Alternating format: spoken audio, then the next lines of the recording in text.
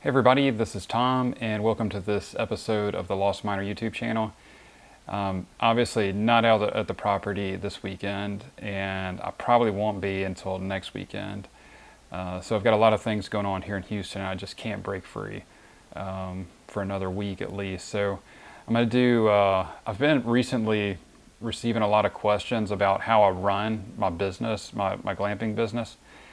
So I thought what I would do is share a property tour video that I have on my YouTube channel and share my Airbnb listing. So I eventually want to do a direct booking listing, but for right now I do everything through Airbnb and it works really well. So from what I've seen in my experience and since over the last few years since we've been doing glamping out there in the Big Bend region, Airbnb is perfect, and you can't beat their technology too. Their app, everything is just top notch. So it makes running it very easy.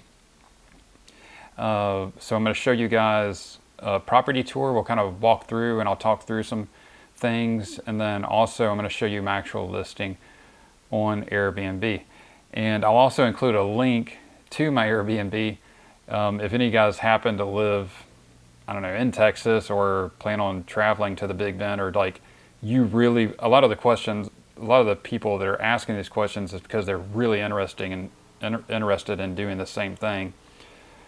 You could certainly book my place and then you could see exactly how things are run, but you'll get a really good idea from looking at my Airbnb listing as well. So let's go ahead and get into it. Okay, I'm gonna go ahead and I guess first let's look at my Airbnb listing. So one thing that's kind of delaying me a little bit whenever I go out there, and I've talked to this in my last video, I still have things that I have to finish that we didn't get done on our dome when we went live last season. And we've got lots of bookings coming up. So just to kind of scrolling through here. So we open up, the very first weekend is going to be September 27th. So we've already got that booked. And then going through October, November, December, February. So we've already got bookings going from when we open all the way through February. That's fantastic. So I got to make sure this place, the dome, the things that we want to finish before our first guests show up, I got to make sure I get all that done before the end of September. I'll talk through some of the things that I'm doing. Last weekend we finished painting it. We put a roof coating on the dome, and that was probably the main thing that we needed to get done. There are some other things as well. So let me actually go to the listings. So this one right here is our first listing, no longer active. We sold this property to a couple here in Houston.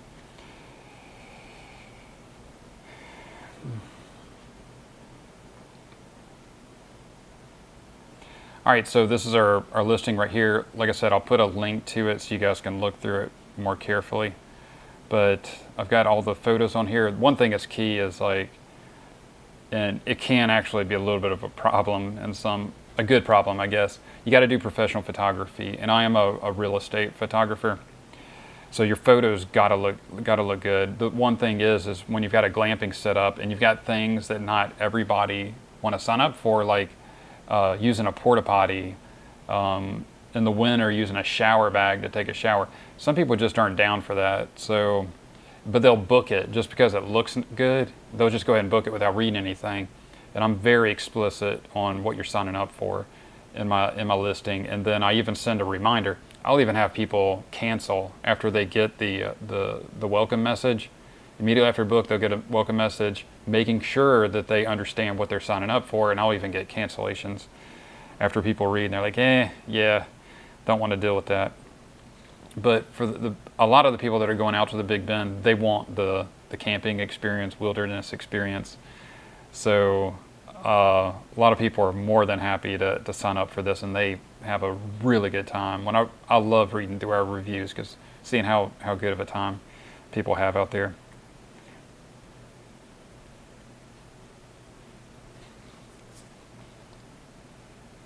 Okay, so you can already see my, basically 5-star rating, 43 reviews. Some people don't review, but we were. This is just from this one property, and of course we had a lot from the last one as well. I've got all. You guys can look through all of our kind of what we put in there for description on the space. You guys can press pause and read through this, or like I said, just follow the link and you can go through it. So kind of tell a story about, and that's really important, is having a story behind your property. That really helps out. Tell them things that they have to bring.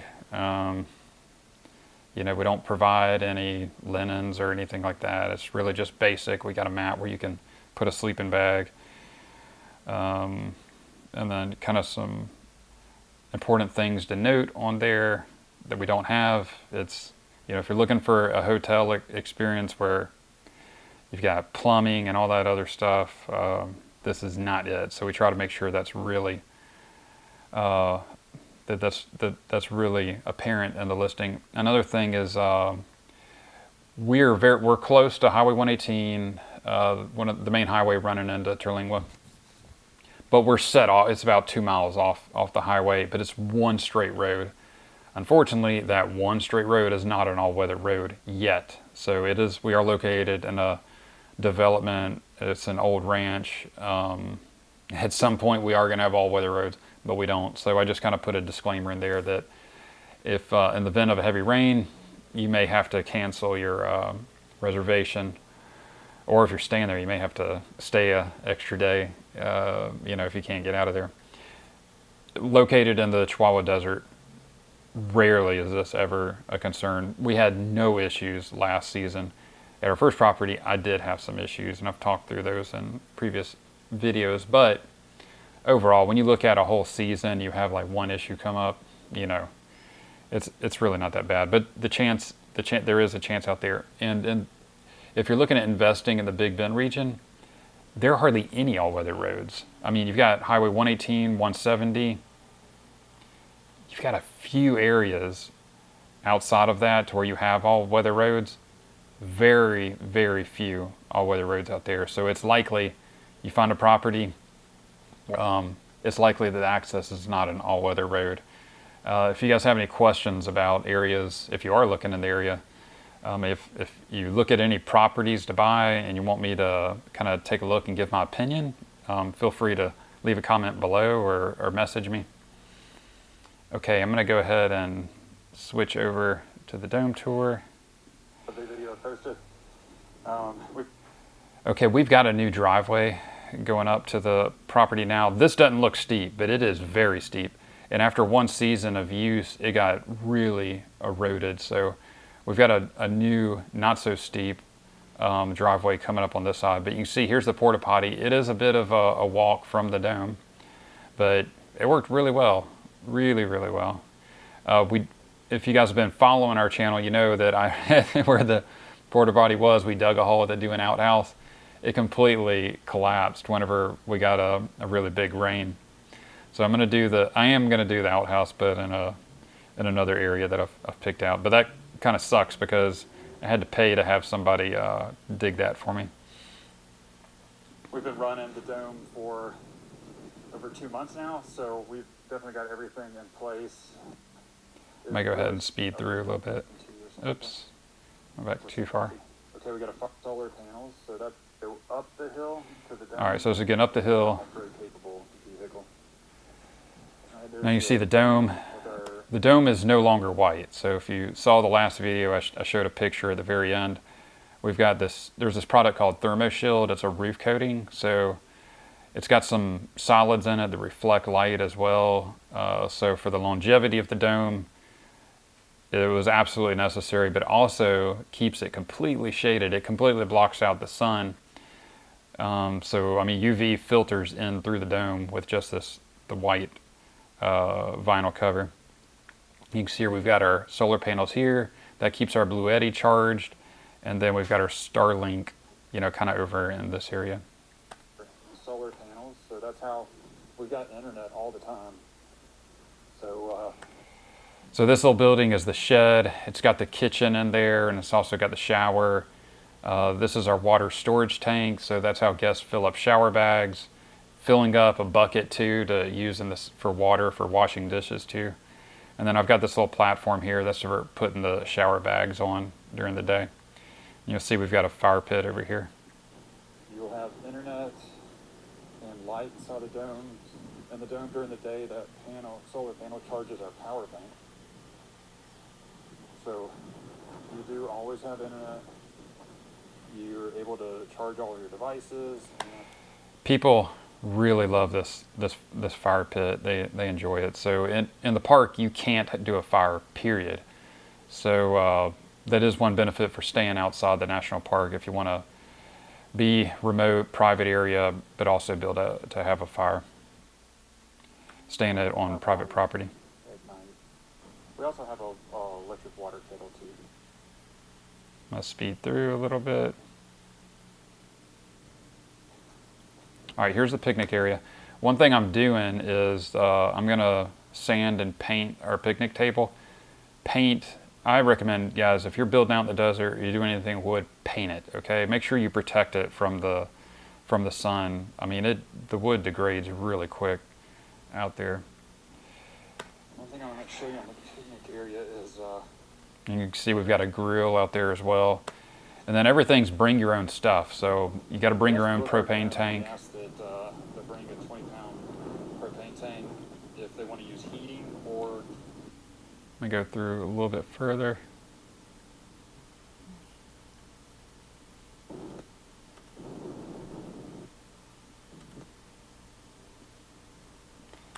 All right, now it's going to walk into the dome. Okay, here we go. I should have done a wide angle view on this. I'm definitely going to do another property tour video. But guests have this electric kettle right here. It's powered by the Bluetti, so you can get hot water and you can make some tea or coffee. We've got lamps set up that run off the Bluetti. We also have cleaning supplies, and we've got the trash can. Okay, it's pack in, Pack in, pack out. So dumpster, anything like that. we don't do any cleaning. We don't charge a cleaning fee either. So we require guests to clean, which hasn't been an issue because it's really not much. I mean, you have a place to lay down and sleep. You have a place, a little table where if you need to sit and eat. I mean, it's pretty basic. There's an AC button right there. So let's turn on that AC. All right. If you need to get a breeze. All right, so this is how guests stay warm, and it puts out a lot of heat, so it will absolutely heat up the dome. It's Mr. Heater Buddy right here. And then you see here, these are the mats right here. Guests, we got 4 of them. They're Japanese futon mats. You just set them right here. Move the table out of the way. Put them on the tatami mat. And then we've got our guest manual here. Dome manual, so the dome. One thing, I even put a photo album of us, pictures from whenever we built it. And people, like I said, it's important to have a story on your listing. When guests see that, they see you actually building the place. What I've seen is it helps them actually really appreciate what you've done. When they personally see you building, it's obvious you put a ton of work into it, and people seem to be more respectful of property when they can see that kind of personal connection to your property.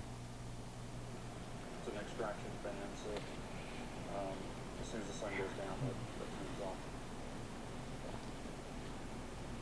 All right, there's our propane furnace. It'll heat our own propane tanks if they're empty.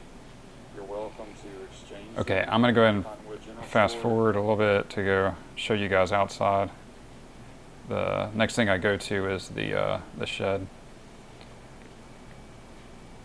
All right, there's our water storage tank. Water storage tank, it'll hold like 1,500 gallons. Right now we've got water catchment, which thank goodness, because we did get a lot of rain this summer. And it's filled up probably 75% right now. We no longer use those shower bags that you see. We use a different brand of shower bags. If you have any questions about shower bags, let me know, because I've got experience with them. Some of them, they're not worth buying because they're going to rip your guests are going to hang up a bag that's just going to rip. Toilet paper, some cleaning supplies. So you can see the We've got sink. some, There's a bucket over there that you fill up with water to wash dishes. Propane cook surface, so you got to bring your own propane bottles.